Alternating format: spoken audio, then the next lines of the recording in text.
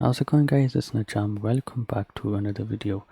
In this video I'm going to review the Ezcap Cam Link 4K capture card, also known as the Ezcap331. Now this is a copy of the Elgato Cam Link 4K, and I did buy the Elgato Cam Link 4K. Unfortunately it didn't work well at all with Linux, so I sold it and I bought this one. This video I'm going to talk about using this for recording gameplay footage, as well as using this with your mirrorless camera, so you can plug your G9 or your A7S into your PC and use that as a webcam. Now I will leave affiliate links in the description, so if you do want to go pick this up, do check out the description. I do recommend this more than the Elgato capture card. The Elgato capture card sucks, it keeps dropping out. This one on the other hand doesn't, it just works flawlessly.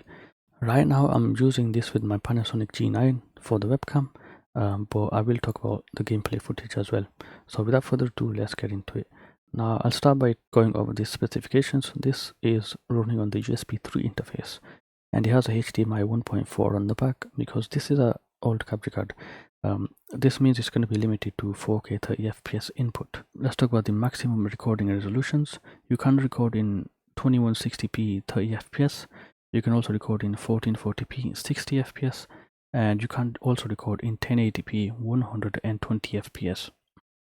This capture card does record in YGY2, NV12, as well as XRGB. Now XRGB is limited to 1080p 30 FPS or 720p 60 FPS. The price for this capture card is £35, so it's very cheap, and that is brand new. Now if you look around the capture card, you will see that it does have an LED status indicator. This indicator goes red when the power is on, it's blue when the capture card gets a signal in, and it goes green when the capture card is in use. The build quality is pretty cheap, it's made out of plastic and is very light.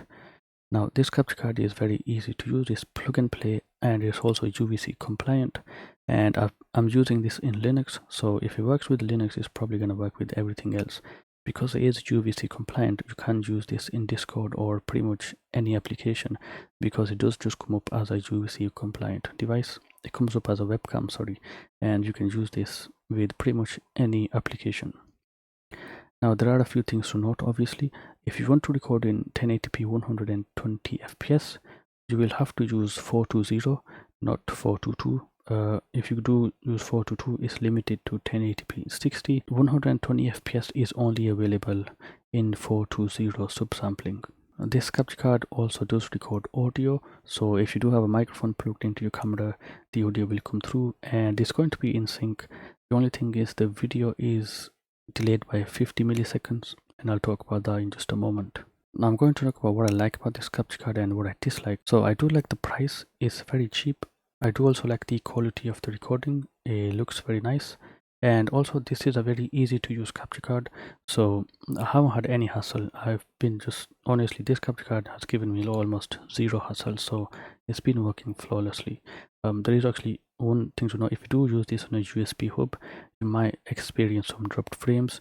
Plug this into an isolated USB port, as in it has its own root hub, so it should be separate, and then that way you won't have any issues.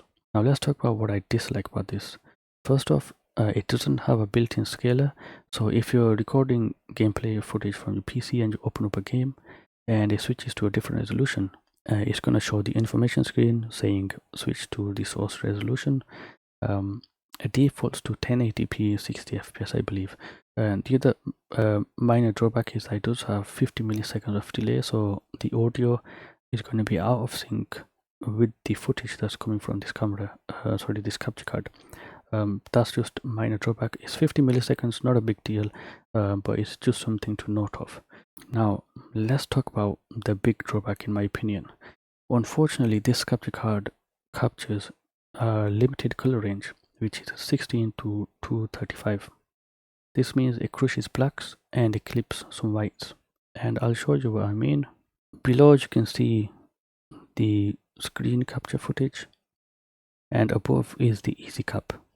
Now you'll notice especially in the shadows, the shadows get crunched because it's only capturing a limited range of tones, and also the whites get clipped. So the whites are gone, the shadows are gone. This captures 16 to 235, not 0 to 255. And this is an older standard. In this day and age we use 0 to 255, and this has caused big issues for me. And there are some fixes. I tried adjusting it left and right. You can't get it to match to be normal, so you're gonna have a hard time trying to make this look normal if you want 0 to 255. Now in OBS you do have the option to switch between the limited color space as well as full. If you use the limited color space, it's going to map out the blacks and the whites from that limited range of 16 to 235. It's going to map out to 0 to 255, so it's going to look normal, but there is information lost in the shadows as well as in the highlights. If you use the full color space in OBS, you're going to get a very washed out, muddy looking footage. And especially it doesn't look very good with games. So from this gameplay footage you can see in full color mode or in full color range in OBS, you can see the blacks are not actually black, they're gray, and the whites are very clippy as well. Now you could say it looks muddy. It does look faded, and it looks a bit cheap in my opinion. I know this is a cheap capture card, but it does look cheap. Now if you use this in the limited color mode, you'll see the contrast is improved. It looks much better, but what you'll notice is while it looks very nice, there is no detail in the shadows. If you go into a really dark area in the game, it's going to be pitch black. You won't be able to see anything. There's no information being captured in the very dark areas. But for most part, if you play games that are bright, it will look fine. The only thing is I don't recommend this for gaming simply because it captures a limited color range. Let's go ahead and compare this to the Elgato capture card, and I'll show you the differences in the limited color range as well as the full color range.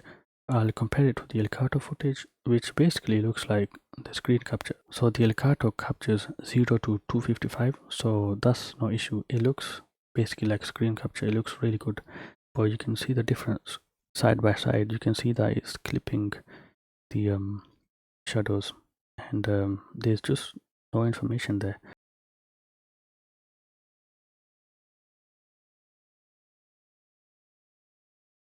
So unfortunately for gameplays, I don't recommend this. But if you do want to use this for cameras, plugging your camera into your laptop or your PC to get either webcam footage like this with a much nicer looking webcam footage, if it's going to focus, obviously it's not going to. So I'm using my mirrorless camera with this Ezcap capture card, and it allows me to use my mirrorless camera as a webcam. And so I use this for gameplay videos, and this looks much better than a built-in webcam.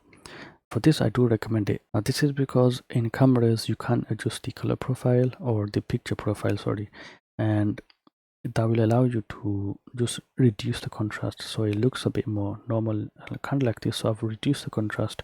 It looks, to me, it looks much better.